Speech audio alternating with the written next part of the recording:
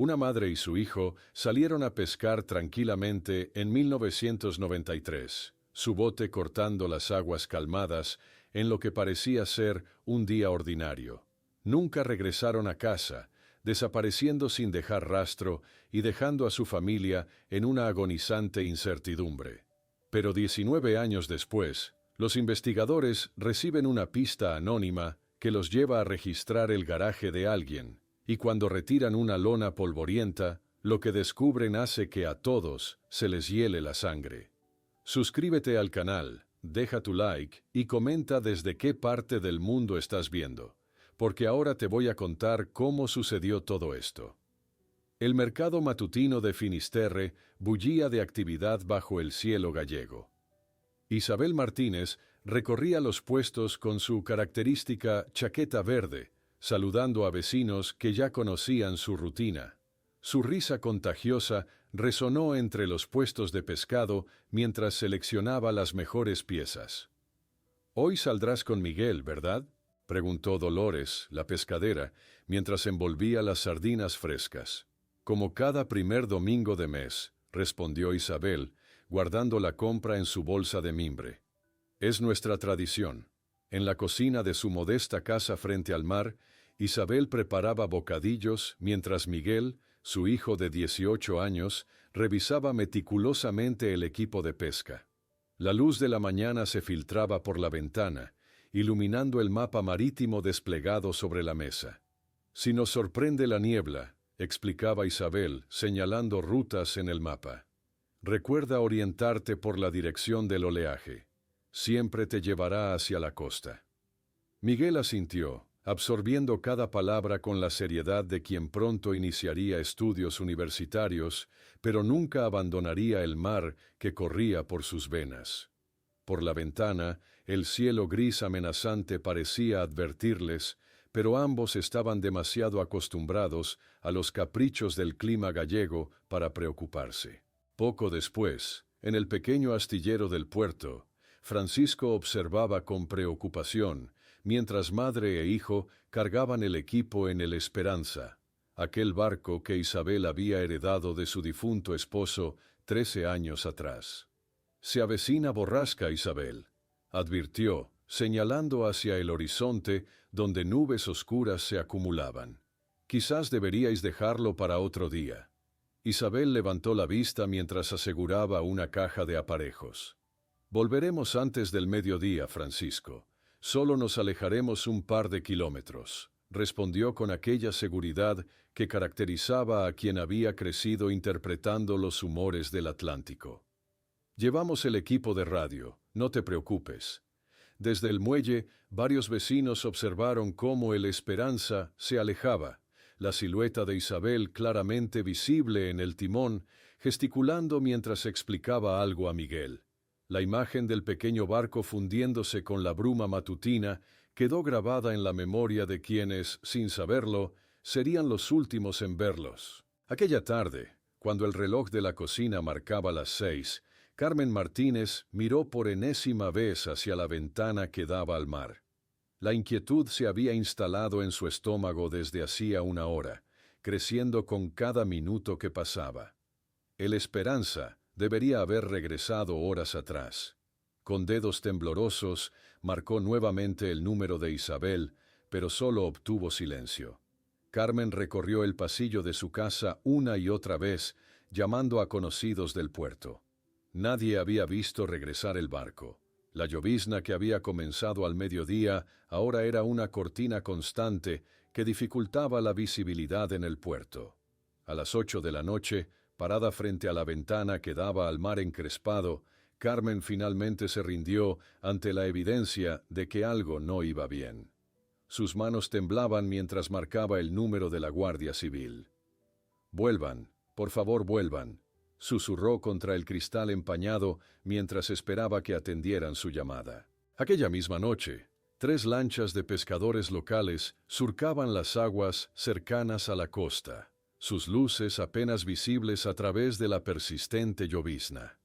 El faro de Finisterre barría inútilmente la oscuridad, intentando penetrar la densidad de aquella noche que parecía haberse tragado a la esperanza. En el pequeño puesto de la Guardia Civil, el teniente Ramírez desplegó un mapa marítimo sobre la mesa, coordinando por radio los movimientos de la patrullera que se balanceaba violentamente en el mar embravecido. La operación se suspendió hasta el amanecer debido a la nula visibilidad. Con las primeras luces, un helicóptero de salvamento marítimo sobrevolaba la costa mientras la niebla matutina comenzaba a disiparse. Los primeros informes que llegaban eran confusos. Un pescador aseguraba haber visto una embarcación similar al Esperanza dirigiéndose hacia el norte, mientras otro mencionaba actividad inusual de cargueros internacionales cerca de la costa durante la noche. En la iglesia del pueblo, Carmen se derrumbó sobre el hombro de Antonio, el párroco local.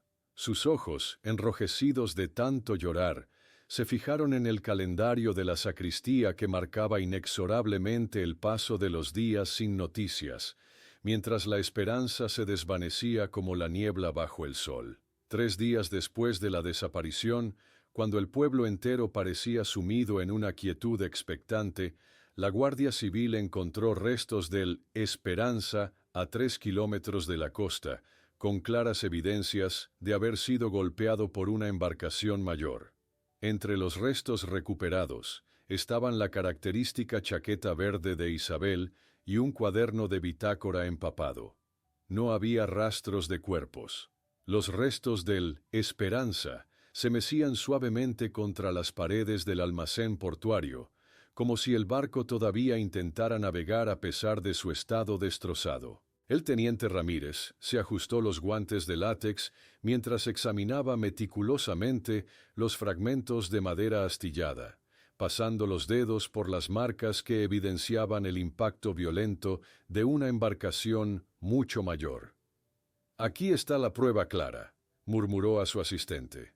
«Esto no fue un simple golpe de mar». Con delicadeza casi reverencial, extrajo del bolsillo de plástico el cuaderno de bitácora empapado que habían recuperado junto a la chaqueta verde. Las páginas frágiles contenían anotaciones precisas de Isabel, coordenadas, observaciones sobre corrientes marinas y avistamientos de especies, todo escrito con aquella caligrafía metódica que reflejaba su mente científica. En el otro extremo de Finisterre, Carmen esperaba en la morgue local, un edificio pequeño y austero que nunca había imaginado visitar. El médico forense se acercó con expresión grave. «Todavía no hay cuerpos, señora Martínez. El mar puede tardar días o incluso semanas en devolverlos». La palabra quedó flotando en el aire estéril, mientras Carmen asentía mecánicamente, atrapada entre el terror de identificar los restos de su hermana y sobrino y la esperanza desesperada de que su ausencia significara que aún estaban vivos en algún lugar. Esa misma tarde, el director del instituto donde Isabel trabajaba recogía sus pertenencias: varios libros de biología marina con páginas marcadas, fotografías enmarcadas de Miguel en diferentes etapas de su crecimiento, y un archivo etiquetado «Vertidos, confidencial», que llamó inmediatamente su atención. Dudó un momento antes de entregárselo a la Guardia Civil. En el café del puerto, un grupo de pescadores hablaba en susurros, sus voces apenas audibles sobre el sonido constante de las olas rompiendo contra el muelle. «No es normal tanto barco extranjero cerca de la costa», comentó Alfredo, el más veterano. «Hace semanas que veo luces donde no debería haberlas». «Isabel me preguntó lo mismo hace un mes», añadió otro, removiendo pensativamente su café. «Quería saber si había notado movimientos nocturnos en la zona norte». Mientras tanto, Carmen entraba en la habitación de Miguel, inhalando el aroma familiar que aún persistía. Una mezcla de libros nuevos, colonia juvenil y ese indefinible olor a mar que todos en Finisterre parecían llevar impregnado.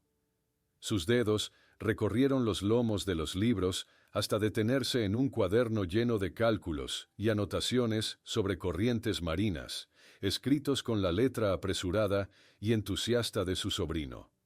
Al otro lado del puerto, el teniente Ramírez interrogaba al capitán de un carguero holandés en un inglés rudimentario pero eficaz. «Pasamos a 10 millas de la costa», insistía el hombre con vehemencia. «Nuestros registros de navegación lo confirman. No tuvimos conocimiento de ninguna colisión». Esa noche, la iglesia de Santa María de Finisterre acogió un improvisado memorial donde las fotografías de Isabel y Miguel, rodeadas de velas y algas marinas artísticamente dispuestas, presidían el altar. Los flashes de las cámaras capturaban el dolor colectivo de un pueblo que comenzaba a asumir lo peor. Carmen, sin embargo, brillaba por su ausencia. En el acantilado que dominaba la inmensidad del Atlántico, la figura solitaria de Carmen se recortaba contra el cielo violáceo del atardecer. El viento salvaje agitaba su cabello mientras sus ojos escrutaban obstinadamente el horizonte, como si la pura fuerza de su voluntad pudiera hacer aparecer el Esperanza con sus tripulantes sanos y salvos. En su oficina, rodeado de informes y mapas, el teniente Ramírez conectaba con chinchetas rojas las ubicaciones de otros accidentes marítimos en la costa gallega durante los últimos 5 años. Un patrón inquietante emergiendo ante sus ojos experimentados. Mientras tanto, un colega de Isabel en el instituto relataba a los investigadores un detalle que comenzaba a adquirir nueva relevancia. Las últimas semanas estaba obsesionada con los patrones de contaminación cerca de la zona industrial. Explicó, mostrando un mapa que Isabel había marcado meticulosamente. Decía tener pruebas de vertidos nocturnos que nadie quería investigar. Carmen había transformado su sala en un centro de operaciones improvisado, instalando un mapa marítimo gigante, donde marcaba meticulosamente corrientes y posibles rutas de deriva desde el punto donde se encontraron los restos. Su determinación contrastaba dolorosamente con el informe que el teniente Ramírez sostenía en sus manos, dudando, antes de clasificar oficialmente el caso, como colisión accidental con presunta muerte. Cuando Carmen recibió la caja con los efectos personales recuperados de Isabel, incluido el cuaderno de bitácora, se encerró en su estudio para examinarlo página por página. Avanzada la noche, sus dedos se detuvieron en una anotación codificada en la última página, escrita por Isabel. Coordenadas precisas y la frase, «Si algo nos sucede, buscar en el almacén de Pedro, la verdad está en las muestras», seguido de un dibujo que parecía representar un barco industrial con un nombre parcialmente visible. Con dedos temblorosos, Carmen pasó página tras página del cuaderno de bitácora, descifrando las anotaciones empapadas de Isabel. Su corazón dio un vuelco cuando llegó a la última página. Aquellas coordenadas y la mención del almacén de Pedro podían ser la primera pista real en este rompecabezas que había destrozado su vida. Guardó el cuaderno bajo llave, decidida a investigar al amanecer. 3 meses después, la primavera había llegado a Finisterre, pero para Carmen el tiempo parecía haberse detenido aquel fatídico 7 de marzo. El reloj apenas marcaba las 5:30 de la madrugada cuando ya recorría la playa solitaria, una bolsa de plástico en mano, recogiendo meticulosamente cualquier objeto que el mar devolvía. Trozos de madera, cabos desgastados, plásticos anónimos. Cada hallazgo era etiquetado con fecha y ubicación, alimentando un archivo que crecía día tras día sin ofrecer respuestas. En la pequeña comisaría, el teniente Ramírez empacaba sus pertenencias con movimientos pausados. Su traslado a A Coruña era inminente. Se detuvo al contemplar la fotografía de Isabel y Miguel, que permanecía fijada en el tablero de casos pendientes. Aquellas sonrisas congeladas en el tiempo le habían acompañado durante noches de insomnio, reprochándole silenciosamente su fracaso. Más tarde, en el café frente al puerto, Ramírez revolvía distraídamente su café, mientras Carmen lo observaba con ojos cansados.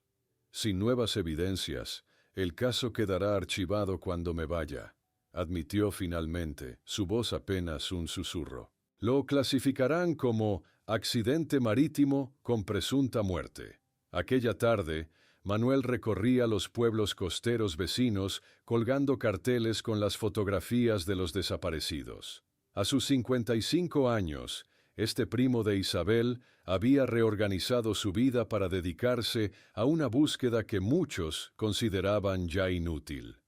Su rostro curtido reflejaba tanto determinación como agotamiento mientras fijaba otro cartel en el tablón de anuncios de Muxía. Al anochecer, Carmen finalmente reunió el valor necesario para visitar el almacén mencionado en el cuaderno. Pedro, viejo amigo de Isabel, llevaba semanas hospitalizado tras un derrame cerebral. Con manos temblorosas, introdujo la llave en la cerradura oxidada, sintiendo que cruzaba un umbral hacia las últimas horas conocidas de su hermana. El interior olía a humedad y sal. Haces de luz se filtraban entre las tablas mal ajustadas, iluminando motas de polvo suspendidas en el aire. Tras varios minutos de búsqueda, Carmen descubrió un pequeño refrigerador conectado a un generador. Dentro, perfectamente ordenados, encontró viales con muestras de agua, cada uno meticulosamente etiquetado con fechas y coordenadas que reconoció del cuaderno. Bajo la tenue luz de una bombilla desnuda, Carmen examinó un cuaderno de laboratorio donde Isabel había registrado análisis químicos con su característica precisión científica. Ciertas anotaciones aparecían subrayadas con vigor: concentraciones anormales de mercurio y vertidos nocturnos confirmados, 2340H. Al día siguiente, en su último día de servicio en Finisterre, Ramírez revisaba nuevamente los informes de tráfico marítimo de aquella fatídica noche.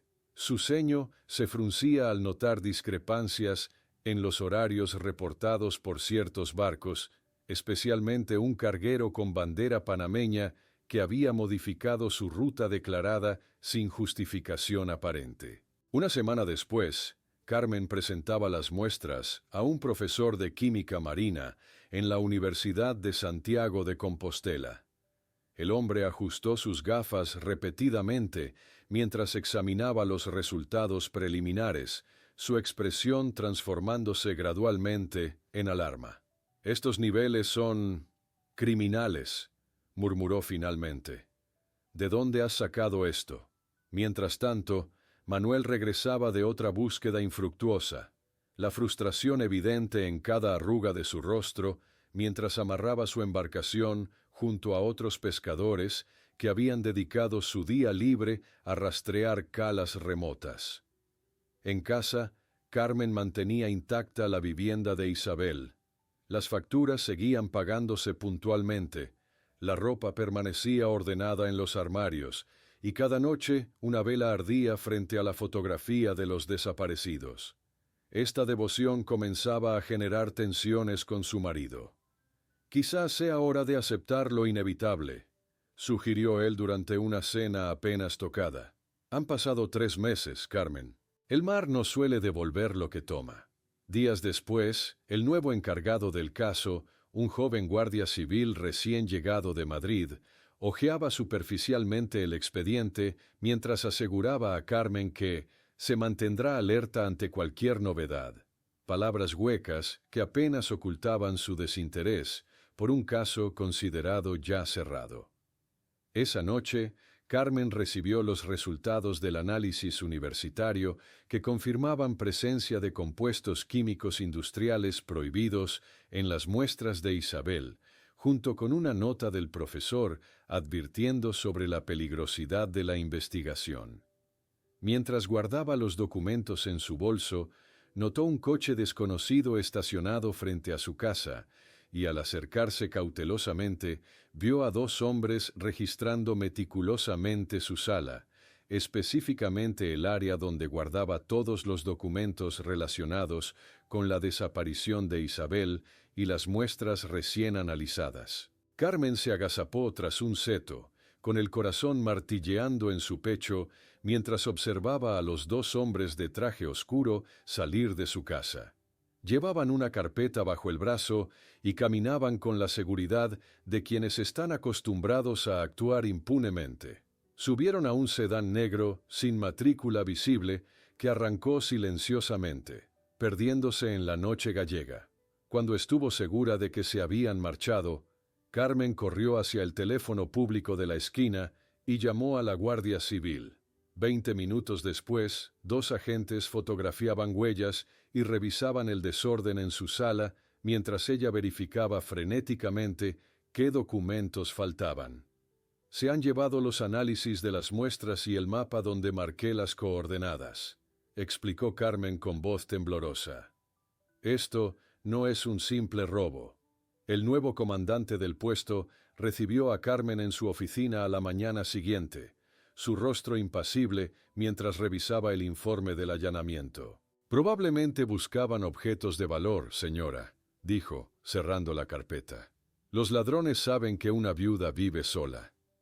Frustrada por la indiferencia oficial, Carmen buscó refugio en la cabina telefónica más alejada del pueblo para llamar a Ramírez. Su voz tembló al explicarle lo sucedido. No son ladrones comunes, teniente. Sabían exactamente qué buscar. Esto está relacionado con lo que Isabel descubrió. Esa misma tarde, Carmen se dirigió a la biblioteca municipal. Entre estantes polvorientos, revisó meticulosamente archivos de periódicos antiguos sobre mariscos del Cantábrico, descubriendo artículos que mencionaban su rápida expansión empresarial y vagas referencias a incidentes ambientales menores rápidamente silenciados. En A Coruña, Ramírez aprovechaba su nueva posición para solicitar discretamente informes sobre inspecciones realizadas a la flota de mariscos del Cantábrico. Las respuestas evasivas de sus colegas solo confirmaban sus sospechas. Alguien había enterrado deliberadamente información sensible. Durante las semanas siguientes, Carmen fotografió desde lejos las instalaciones portuarias de la empresa, notando la presencia constante de guardias de seguridad y el movimiento nocturno de ciertos barcos que parecían operar en horarios inusuales, precisamente cuando la vigilancia costera era mínima.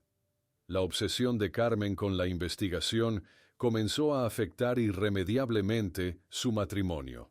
Una noche, encontró a su marido haciendo las maletas, su rostro una mezcla de tristeza y determinación. «No puedo vivir con un fantasma entre nosotros», dijo mientras cerraba la maleta. «Cuando decidas volver al mundo de los vivos, llámame». 5 años después de la desaparición, Carmen, ahora con canas prematuras, mantenía intacta la habitación de Miguel. Cada noche encendía meticulosamente una vela frente a las fotografías de los desaparecidos, un ritual que se había convertido en el ancla de su existencia. Mientras tanto, Ramírez, ascendido a capitán, revisaba un expediente marcado como confidencial que había logrado obtener tras meses de persistencia. Las páginas revelaban una serie de investigaciones ambientales misteriosamente archivadas sin explicación en toda la costa gallega. En un café discreto alejado de miradas curiosas, Carmen se entrevistó con un ex empleado de mariscos del Cantábrico. El hombre, constantemente mirando sobre su hombro, mencionó nerviosamente prácticas nocturnas y zonas restringidas en las embarcaciones de la compañía. Nadie hacía preguntas sobre los contenedores especiales que cargábamos después de la medianoche, susurró. Quien las hacía no duraba mucho en la empresa. Semanas después, Carmen descubrió un pequeño artículo en un periódico regional sobre un marinero que había denunciado actividades sospechosas en la empresa y posteriormente retiró sus acusaciones tras un conveniente acuerdo privado cuyas condiciones nunca se hicieron públicas. En el estudio de su casa, convertido ahora en centro de investigación, Carmen conectaba fotografías, recortes y notas en la pared, trazando líneas cada vez más claras entre nombres de funcionarios locales y directivos de la empresa pesquera. El patrón que emergía resultaba tan evidente como perturbador. Una tarde lluviosa, Ramírez mostró a Carmen documentos oficiales donde se evidenciaba que ciertas inspecciones ambientales programadas habían sido canceladas por orden superior sin justificación adecuada, siempre coincidiendo con períodos de alta actividad en las instalaciones de mariscos del Cantábrico. Desde su coche estacionado en un mirador, Carmen observó y fotografió disimuladamente una reunión informal entre el alcalde del pueblo y el director ejecutivo de la empresa. Sus sonrisas y brindis contrastaban grotescamente con la gravedad de los secretos que Carmen comenzaba a desvelar. En 2001, cuando un reportaje en La Voz de Galicia sobre desaparecidos en el mar reavivó brevemente el caso, Carmen recibió una llamada anónima de un hombre con acento portugués. Su hermana no murió en ese accidente. La vi con vida en un pequeño puerto del Algarve semanas después del supuesto naufragio, pero no estaba sola, parecía vigilada. Carmen permaneció inmóvil, sosteniendo el teléfono con manos temblorosas, mientras la voz con acento portugués resonaba en su cabeza. Su hermana no murió en ese accidente. Después de 8 años de búsqueda infructuosa, aquella llamada anónima encendió una llama que creía extinguida. Sin perder un momento, contactó a Ramírez. Aquella misma noche, Carmen apenas pudo dormir, reproduciendo obsesivamente la grabación parcial que había logrado registrar. La escuchó decenas de veces, analizando cada inflexión, cada ruido de fondo, buscando pistas adicionales que pudieran confirmar la veracidad del testimonio. Al amanecer siguiente ya había empacado lo esencial. Ramírez, utilizando sus vacaciones para esta investigación no oficial, la esperaba en la estación. Durante el viaje hacia Portugal, revisaron meticulosamente fotografías de Isabel y Miguel adaptadas digitalmente para mostrar cómo podrían lucir 8 años después. El capitán las observaba con ojo crítico. La cicatriz de Miguel sería más notoria ahora, comentó, señalando la frente en la imagen modificada. Y el cabello de Isabel probablemente tendría canas prematuras, considerando el estrés. El pequeño puerto de Tavira los recibió con la rutinaria actividad de pescadores, preparando sus redes, mientras la niebla matutina se disipaba. Carmen extrajo discretamente las fotografías, acercándose a un grupo de hombres curtidos por el sol. Las miradas esquivas y respuestas evasivas establecieron inmediatamente el tono de su investigación. En la lonja local, un anciano de ojos acuosos se detuvo brevemente ante la imagen de Isabel. Sí, puede ser, una española que sabía mucho de peces, recordó vagamente. Trabajó aquí unas semanas en el verano de 93, reservada, siempre alerta, como quien teme algo. La barrera del idioma complicaba cada conversación.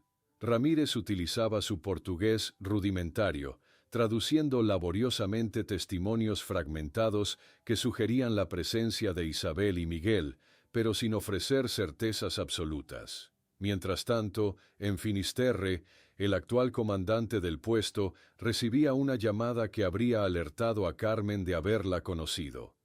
¿Los movimientos recientes de Carmen Martínez? Preguntó, tomando notas. Entiendo que su empresa tiene interés en colaborar con la fundación, señor director. Le mantendré informado. La búsqueda en Tavira los llevó hasta un médico local que recordaba haber tratado a un joven español con una cicatriz similar a la de Miguel. Migrañas crónicas, explicó, revisando antiguos registros médicos. Secuelas de un traumatismo craneal severo. Siempre venía acompañado de una mujer mayor, muy protectora. Siguiendo esta pista, visitaron apartamentos baratos en las afueras, donde un propietario canoso reconoció inmediatamente la fotografía de Isabel. Sí, la profesora, confirmó. Muy reservada, siempre pagaba en efectivo. Desaparecieron una noche sin avisar, dejando algunas pertenencias. El descubrimiento del apartamento donde posiblemente vivieron resultó revelador, aunque ahora estaba ocupado por otra familia. El propietario, sin embargo, había guardado una caja con objetos abandonados que consideró demasiado personales para desechar. Carmen abrió la caja con manos temblorosas. Entre objetos anónimos encontró un libro de biología marina con anotaciones que reconoció instantáneamente como la letra de Isabel.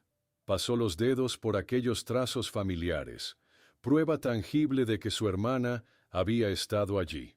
Ramírez entrevistó al capitán del puerto, quien recordaba vagamente el incidente. La mujer y el chico partieron repentinamente en un pesquero rumbo a Marruecos, explicó. Parecían tener prisa, como si huyeran de algo. Esa noche, en la habitación del hotel, Carmen marcó meticulosamente en un mapa la posible ruta hacia Marruecos, calculando distancias y puertos potenciales de llegada. La llamada del comandante de Finisterre interrumpió su concentración. «Estás removiendo asuntos delicados, Carmen», advirtió con tono grave. «Deberías regresar inmediatamente antes de provocar problemas innecesarios». A pesar de utilizar sus contactos oficiales, Ramírez encontró solo callejones sin salida burocráticos al solicitar información sobre entradas registradas de españoles en Marruecos durante aquel periodo. Las autoridades parecían especialmente reacias a colaborar. En el ferry de regreso a España, Carmen miraba hacia el horizonte africano mientras sostenía el libro encontrado. La aparente derrota en su rostro ocultaba una determinación renovada. Las pistas, aunque fragmentarias, confirmaban lo que su corazón siempre había sabido. Isabel y Miguel habían sobrevivido. Al llegar a su casa en Finisterre, Carmen notó inmediatamente que alguien había estado allí. La distribución de objetos, apenas alterada pero perceptible para alguien tan meticuloso como ella, delataba una búsqueda profesional. Pero lo que heló su sangre fue lo que encontró sobre la mesa del comedor. Un reciente periódico marroquí donde aparecía la fotografía borrosa de una mujer mayor enseñando técnicas de pesca sostenible a pescadores locales en Al Hoceima. Y aunque su rostro estaba parcialmente oculto, Carmen reconoció inmediatamente el gesto característico de sus manos que solo podría pertenecer a Isabel. Carmen sostuvo el periódico marroquí con manos temblorosas, la imagen de aquellas manos tan familiares provocándole un escalofrío que recorrió todo su cuerpo. No cabía duda, era Isabel.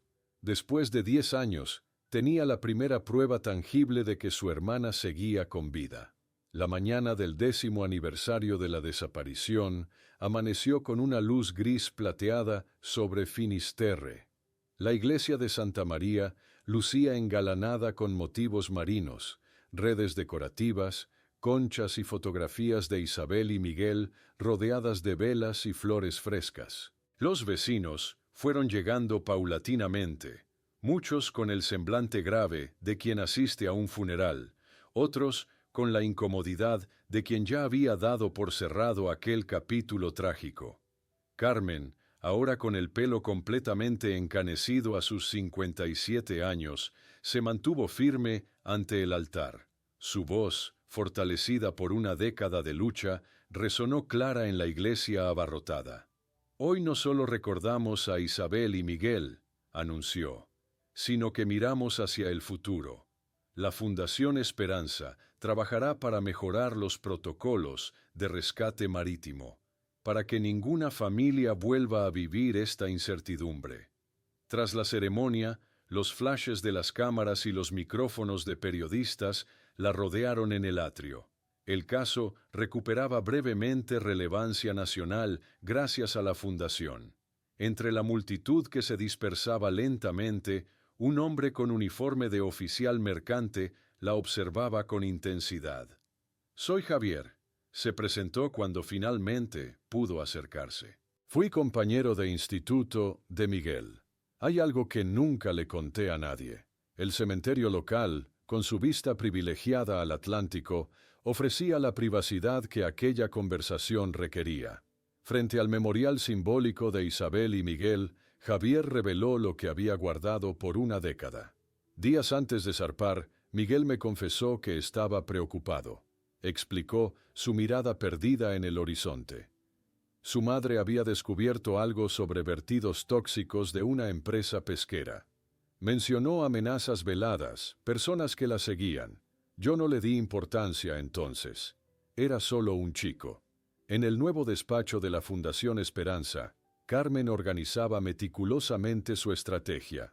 Oficialmente, preparaba un viaje a Marruecos para establecer colaboraciones internacionales en protocolos de salvamento. Extraoficialmente, llevaba en su maletín la fotografía del periódico marroquí y un mapa detallado de Al Hoceima. Ramírez, con las sienes plateadas de quien se aproxima a la jubilación, revisó los documentos que Carmen había preparado. «Ten cuidado», advirtió, entregándole una lista de contactos fiables en Marruecos. «Si realmente están allí y han permanecido ocultos todo este tiempo, tienen razones poderosas para hacerlo». El aeropuerto de Tánger la recibió con un calor sofocante que contrastaba con la brisa atlántica de Galicia.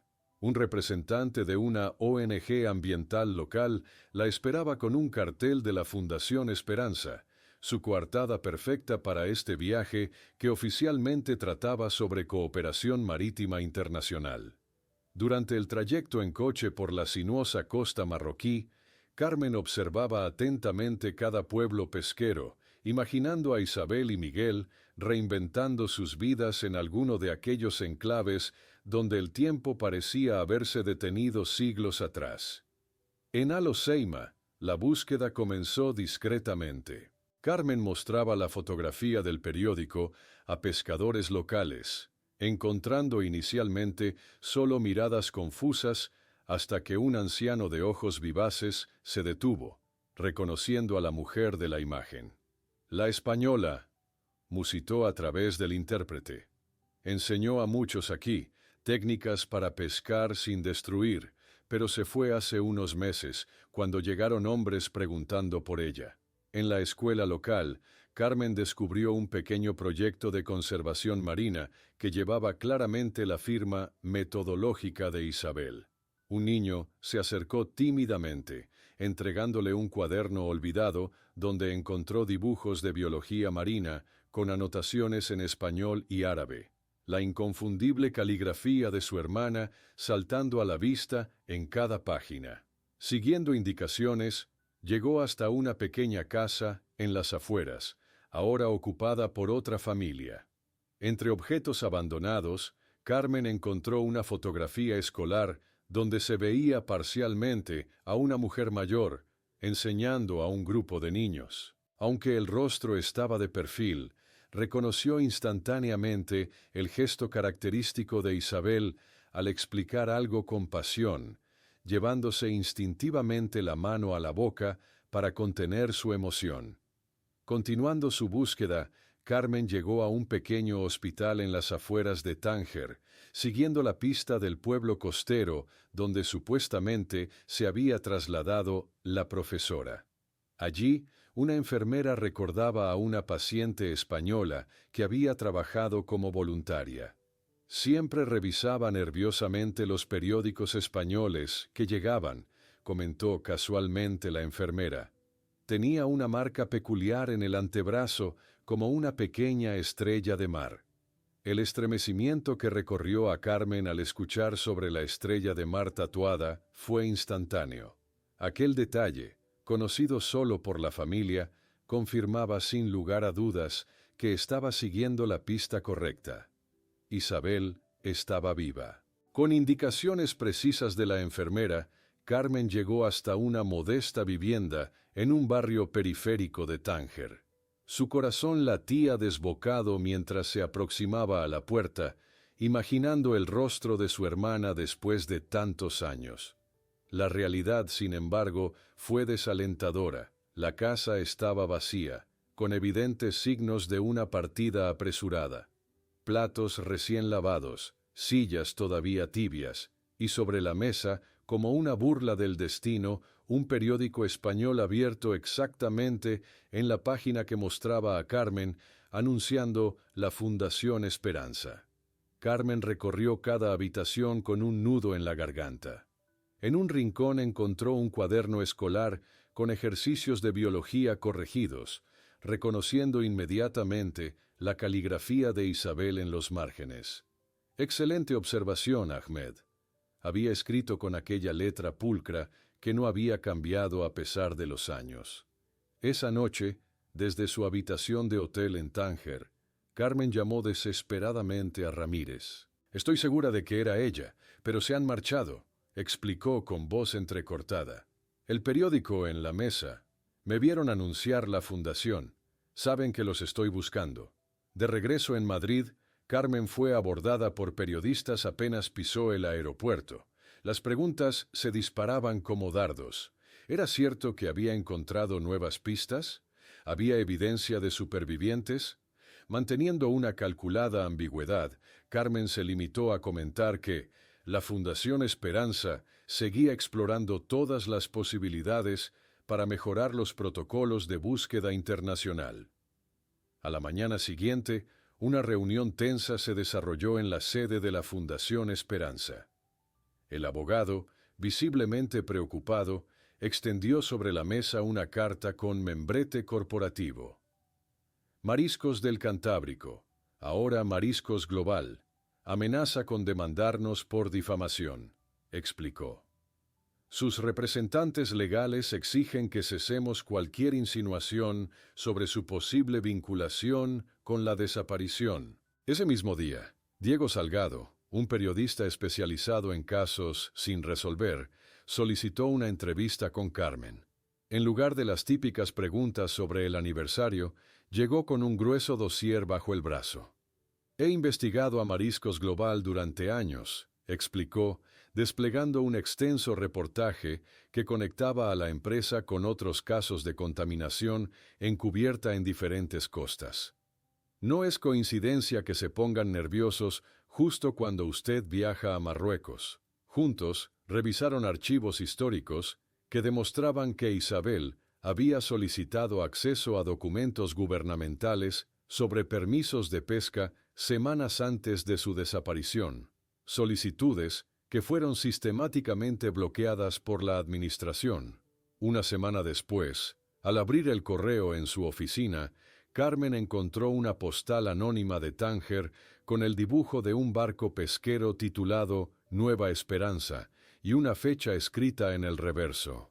Estudiándola bajo una lupa, notó detalles en el dibujo del barco que solo Isabel conocería sobre el Esperanza original. La investigación de Diego reveló otro dato crucial. Existían referencias documentadas sobre un conflicto entre Isabel y representantes de mariscos del Cantábrico semanas antes de la desaparición, mencionado en las minutas de una reunión del instituto donde trabajaba. Durante los días siguientes, Carmen vació discretamente sus cuentas bancarias y preparó documentación alternativa para viajar sin dejar rastro, utilizando los contactos que Ramírez le había proporcionado. Pronto notó que estaba siendo seguida en Madrid. Figuras anónimas la observaban desde coches estacionados o la seguían en el metro. Aplicando técnicas de evasión que Ramírez le había enseñado, consiguió despistar a sus observadores. La confirmación final llegó en forma de una breve llamada desde un teléfono público. Si realmente quiere encontrar a Isabel Martínez, vaya al puerto pesquero de Tánger al amanecer del día indicado. Busque el barco Nueva Esperanza. Aquella noche, en el apartamento prestado donde se ocultaba, Carmen, Diego y Ramírez planificaron cuidadosamente la operación. El mapa de Tánger se extendía sobre la mesa mientras establecían puntos de encuentro y rutas de escape, conscientes de que podían estar dirigiéndose tanto a un reencuentro milagroso como a una trampa mortal. En la víspera de su partida hacia Marruecos, mientras Carmen finalizaba los preparativos en su escondite, recibió un paquete sin remitente que contenía una llave oxidada y una vieja fotografía familiar que ella misma había tomado hacía 20 años, en cuyo reverso reconoció inmediatamente la caligrafía de Isabel. Perdóname por estos años de silencio. Si vienes, ven sola. Nuestras vidas dependen de ello. Te esperamos donde el nuevo sol encuentra al viejo mar. Carmen sostuvo la fotografía entre sus dedos temblorosos, reconociendo aquella imagen que ella misma había tomado 2 décadas atrás. La caligrafía de Isabel en el reverso era inconfundible. Perdóname por estos años de silencio. Si vienes, ven sola. Nuestras vidas dependen de ello. No necesitó más confirmación. A pesar de las protestas de Diego y Ramírez, su decisión estaba tomada. Iría sola a Tánger. El vuelo a Marruecos transcurrió en un estado de nerviosismo apenas contenido. Carmen repasaba mentalmente cada posibilidad, cada escenario que podría encontrarse al llegar. ¿Realmente vería a Isabel después de 20 años? ¿Cómo sería Miguel, ahora un hombre adulto? En el aeropuerto de Tánger, Carmen evitó deliberadamente los taxis oficiales, eligiendo en cambio un pequeño hotel sin registro formal donde pagó en efectivo. A pesar de la recomendación de viajar sola, había establecido un protocolo con Ramírez y Diego. Si no contactaba cada 12 horas, ellos alertarían a sus contactos en Marruecos. La madrugada del día señalado, Carmen se dirigió al puerto pesquero cuando las estrellas aún dominaban el cielo. Vestida con ropa discreta y un pañuelo que ocultaba parcialmente su rostro, se posicionó entre contenedores oxidados que ofrecían una visión clara del muelle. La brisa marina cargada de sal le trajo recuerdos de Finisterre, de mañanas similares esperando el regreso de barcos pesqueros. Lentamente, el cielo comenzó a aclararse. Los primeros pescadores aparecieron, preparando embarcaciones para la jornada. Carmen sentía cada latido de su corazón mientras escrutaba cada barco que se aproximaba al muelle. Cuando el sol comenzaba a asomarse sobre el horizonte, lo vio. Un barco modesto, pero evidentemente bien mantenido, con el nombre Nueva Esperanza, pintado en su casco. La embarcación se aproximó lentamente al puerto, maniobrando con precisión hasta atracar. Carmen contuvo la respiración mientras un hombre adulto descendía por la pasarela. Aunque habían pasado 19 años, reconoció inmediatamente en sus movimientos y postura al adolescente que una vez fue Miguel. Su sobrino, ahora un hombre de 37 años, miraba cautelosamente a su alrededor mientras aseguraba las amarras. Entonces apareció ella. Isabel emergió encubierta, su cabello completamente blanco, contrastando dramáticamente con la imagen mental que Carmen conservaba de su hermana. Sin embargo, su postura erguida y sus movimientos precisos eran inconfundibles, conservando aquella elegancia natural que siempre la había caracterizado.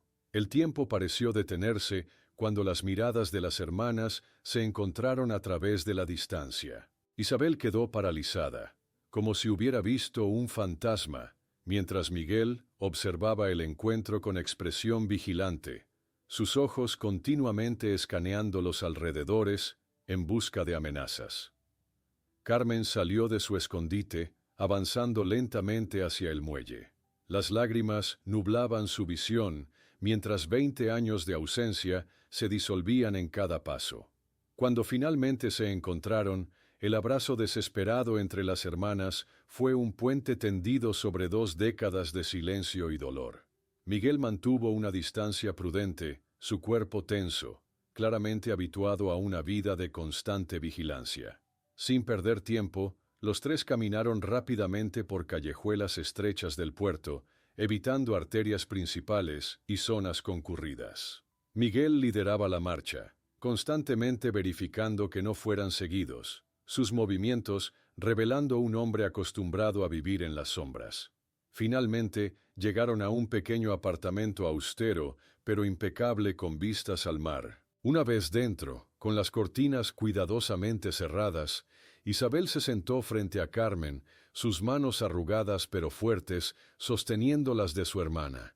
Aquella noche no fue un accidente, comenzó Isabel, su voz temblorosa pero firme. La verdad que había guardado durante 20 años finalmente emergería. La conversación se interrumpió abruptamente cuando Miguel, vigilando por la ventana, alertó tensamente. «Tenemos compañía. Los mismos hombres del traje oscuro que nos hicieron huir de Aloseima están abajo, y esta vez han traído refuerzos», mientras Isabel palidecía y susurraba, «Después de todos estos años, ¿cómo es posible que sigan buscándonos?» Miguel asomó su cabeza por la ventana con extrema cautela, escudriñando las figuras que se movían en la calle. «Son ellos, sin duda», confirmó, su voz tensa pero controlada. González nunca se rinde. Isabel se levantó de un salto, dirigiéndose al suelo de madera del apartamento. Con movimientos precisos, retiró una tabla suelta, revelando un compartimento oculto de donde extrajo una caja metálica envuelta en plástico hermético. «Llevo 20 años guardando estas pruebas», explicó mientras abría la caja, mostrando documentos meticulosamente preservados. Análisis de agua, fotografías nocturnas, registros de vertidos, nombres de funcionarios implicados. Todo está aquí. Carmen intentó llamar a Diego, pero la línea se cortó tras apenas transmitir su ubicación. El sonido de pasos en la escalera aceleró su pulso. «No hay tiempo», urgió Miguel, revelando una escotilla que conectaba con una escalera de incendios oxidada. «Por aquí, rápido».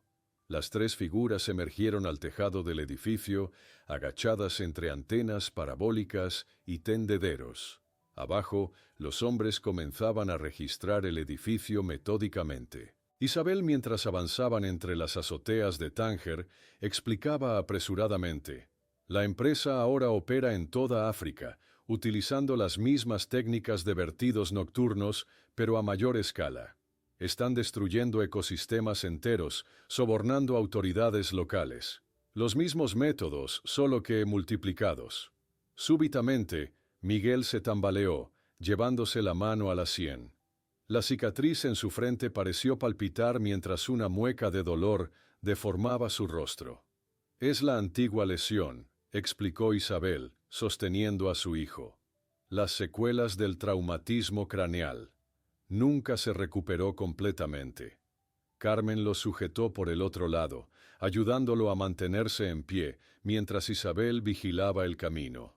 El episodio pasó rápidamente, pero fue un recordatorio de las consecuencias permanentes de aquella noche de hace 20 años. Mientras tanto, en España, Diego recibía la llamada interrumpida de Carmen. Sin perder un segundo, contactó a Ramírez y activaron el protocolo de emergencia que habían planeado minuciosamente. «Tenemos que filtrar la información ahora mismo», indicó Ramírez, marcando números en su teléfono. «Si hacemos suficiente ruido, será más difícil que actúen contra ellos». El grupo descendió por otra escalera hasta un callejón cercano al puerto. A lo lejos escuchaban sirenas y gritos de búsqueda. La red se estrechaba, pero aún tenían una ventaja. Conocían estas calles mejor que sus perseguidores. En Madrid, Ramírez utilizaba sus contactos para alertar a autoridades marroquíes sobre ciudadanos españoles en peligro, mientras Diego filtraba información parcial a periódicos nacionales, creando un escudo mediático que complicaría cualquier acción encubierta. Tras 20 minutos de evasión por callejuelas laberínticas, el grupo llegó finalmente al Nueva Esperanza. Isabel y Miguel prepararon rápidamente la embarcación para zarpar, mientras Carmen mantenía vigilancia en el muelle, su corazón latiendo desenfrenadamente ante cada sombra que se movía. Los motores arrancaron justo cuando sus perseguidores aparecieron en el muelle. Uno de ellos, un hombre de traje impecable pese al calor, sacó lo que parecía ser un arma, pero se detuvo al verse rodeado repentinamente por otros pescadores que preparaban sus embarcaciones. El Nueva Esperanza se alejó del puerto mientras otra embarcación más rápida y moderna comenzaba a seguirlos. Isabel navegaba con la habilidad de quien conoce cada corriente, cada viento, aprovechando su experiencia para ganar distancia. «¡Están ganando terreno!», gritó Carmen, observando con terror cómo la embarcación perseguidora reducía la distancia. Miguel utilizó la radio para contactar con autoridades marítimas, transmitiendo un mensaje en código que parecía previamente acordado. Minutos después, cuando la situación parecía desesperada, apareció en el horizonte una patrullera de la Marina marroquí, alertada por las gestiones de Ramírez. La embarcación perseguidora, al verse interceptada por una nave oficial, alteró inmediatamente su rumbo, abandonando la persecución, mientras fingía realizar maniobras rutinarias. Cuando el Nueva Esperanza navegaba ya hacia aguas españolas, escoltado por la patrullera marroquí, Isabel entregó a Carmen el paquete sellado con 2 décadas de evidencias y susurró: «Mañana volveremos a casa, pero esta noche debes enviar esto inmediatamente a Diego, porque si algo nos sucede antes de llegar a Finisterre, el mundo debe conocer por qué intentaron matarnos hace 20 años y por qué siguen intentándolo ahora».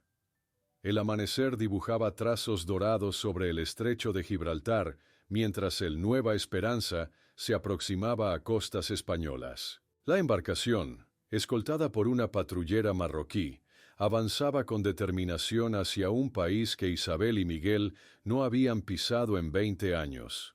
Desde la proa, madre e hijo contemplaban en silencio la línea de costa que lentamente emergía de la bruma matutina, sus rostros reflejando una mezcla de anhelo y temor ante el inminente retorno a una vida que habían abandonado 2 décadas atrás.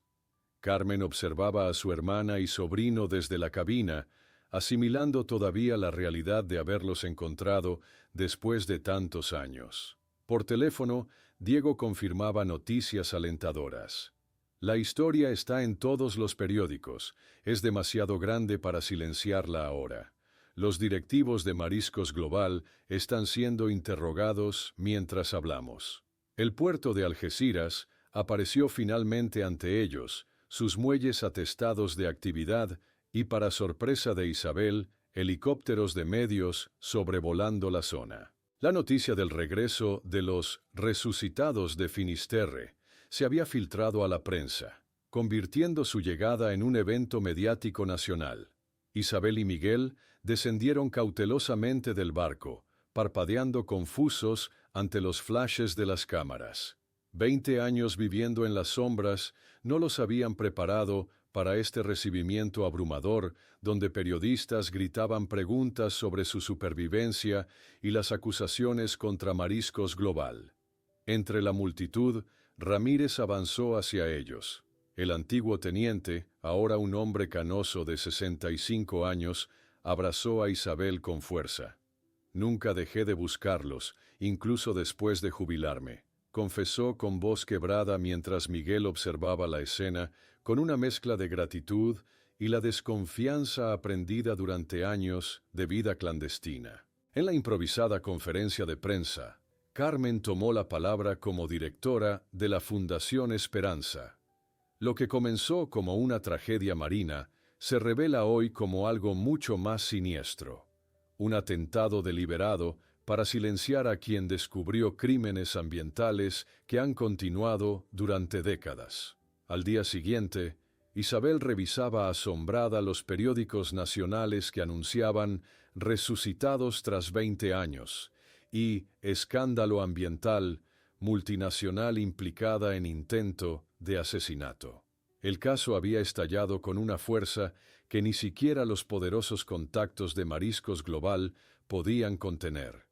Las imágenes televisivas mostraban a funcionarios judiciales entrando en las oficinas centrales de la empresa en Madrid, confiscando documentos mientras ejecutivos eran escoltados fuera del edificio entre una nube de periodistas. Las pruebas que Isabel había recopilado durante 2 décadas resultaban devastadoras. El viaje por carretera hacia Galicia se convirtió en un peregrinaje emocional.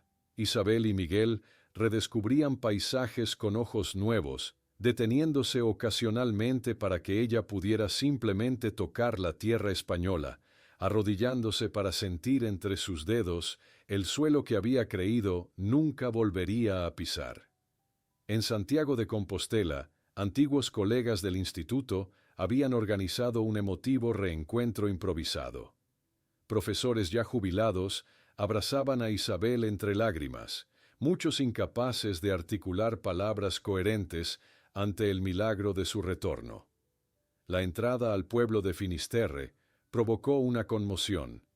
Vecinos salían de sus casas al paso del vehículo, algunos aplaudiendo, otros observando con recelo, las noticias habiendo corrido como pólvora por las calles empedradas. Isabel permaneció varios minutos frente a su antigua casa, perfectamente conservada por Carmen durante todos estos años. Con dedos temblorosos, recorrió muebles cubiertos con sábanas, como si acariciara fantasmas de un pasado interrumpido violentamente. Miguel, en su antigua habitación de adolescente, sostenía libros escolares y trofeos deportivos, piezas de una identidad fragmentada que ahora debía reconciliar con el hombre que las circunstancias habían forjado. Los días siguientes transcurrieron entre reuniones con autoridades locales, abordando los complicados procedimientos legales para revertir las declaraciones de fallecimiento, recuperar identidades y propiedades y reintegrarlos oficialmente al mundo de los vivos. Una tarde, Isabel caminó sola por la playa de Finisterre al atardecer, recogiendo conchas como solía hacer años atrás, redescubriendo rituales sencillos que conectaban su presente con un pasado que parecía pertenecer a otra vida. La última imagen de aquel extraordinario regreso mostraba a Isabel observando el horizonte desde el nuevo Esperanza, un barco pequeño, pero resistente, que Carmen había mantenido como acto de fe durante todos estos años. Miguel se unió a ella en cubierta, seguido por Carmen, los tres contemplando el faro de Finisterre mientras el sol se ponía. El mar nos separó, pero también nos devolvió el uno al otro, reflexionó Isabel, mientras las gaviotas surcaban el cielo gallego. Algunos naufragios ocurren en tierra firme, donde las identidades pueden perderse y encontrarse nuevamente en el vasto océano de las circunstancias humanas.